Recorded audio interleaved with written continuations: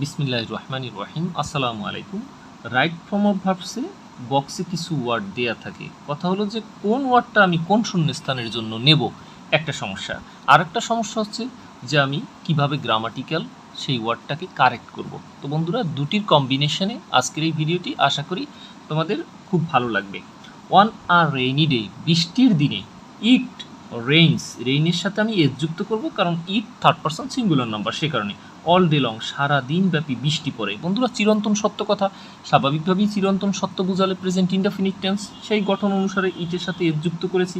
এখন এই ওয়ার্ডটাকে আমি সিলেক্ট করেছি, এখানে রেইনি ডের কথা বলা রয়েছে, তো রেইনি ডেতে রেইন হয়, এটাই স্বাভাবিক। সুতরাং রেইনি থেকে রেইন, এটা আমি নিতে পারি। দ্য স্কাইজ ওভারকাস্ট, আকাশ থাকে মেঘাচ্ছন্ন। উইথ থিক ক্লাউডস, ঘন মেঘের দ্বারা আকাশ থাকে ঢাকা, মেঘাচ্ছন্ন থাকে।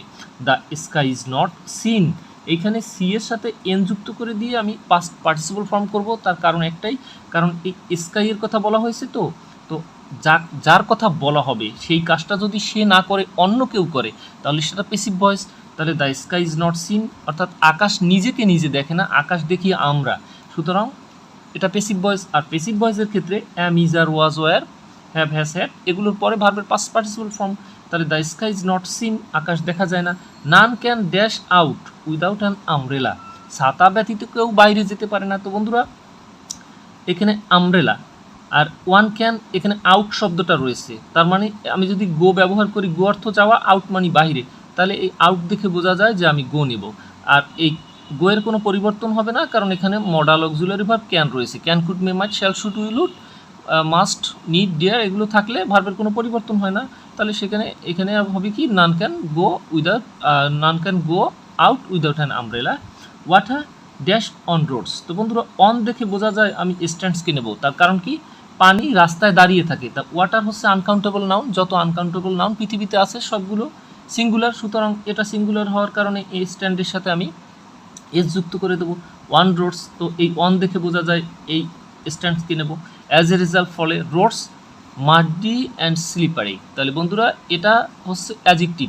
এই বিকাম এমন একটা শব্দ যেটা অ্যাডজেক্টিভের আগে ব্যবহৃত হয়, অথবা ভার্বের পাস্ট পার্টিসিপল ফর্ম এর পরে ব্যবহৃত হয়। তো যাই হোক, তাহলে এখানে এই অ্যাডজেক্টিভটা দেখে আমি বিকামকে সিলেক্ট করব। As a result roads become, আর বিকামের সাথে এস বাই এস যুক্ত করব না, কারণ আগে রোডসটা প্লুরাল রয়েছে।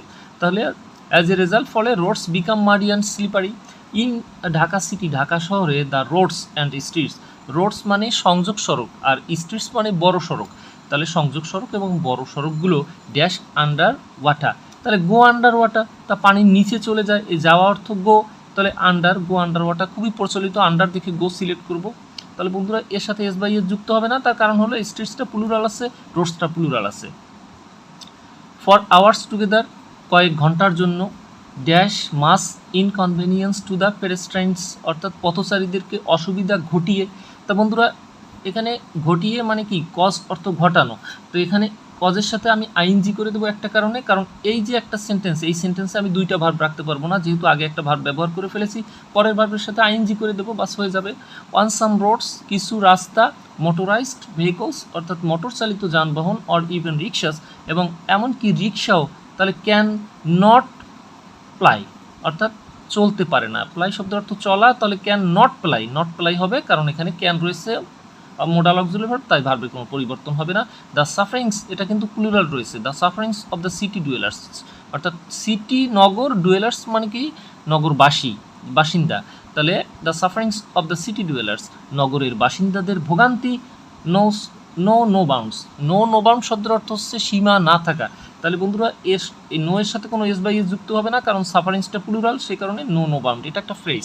গভর্নমেন্ট, সরকার, has already taken some steps, সরকার কিছু পদক্ষেপ নিয়েছে, টু সলভ দিস প্রবলেম, এই সমস্যার সমাধানে। তো বন্ধুরা এখানে হ্যাজ অলরেডি টেকেন, হ্যাজ রয়েছে, প্রেজেন্ট পারফেক্ট টেন্স হবে, আর অলরেডি থাকাতে প্রেজেন্ট পারফেক্ট টেন্স। আমরা জানি অলরেডি, এভার, লেটলি, রিসেন্টলি কোনো সেন্টেন্সে থাকলে সেটা প্রেজেন্ট পারফেক্ট টেন্স, সেই কারণে has already taken some steps, কিছু পদক্ষেপ নিয়েছেন, টু সলভ, সমাধান করতে, দিস প্রবলেম, এই সমস্যার।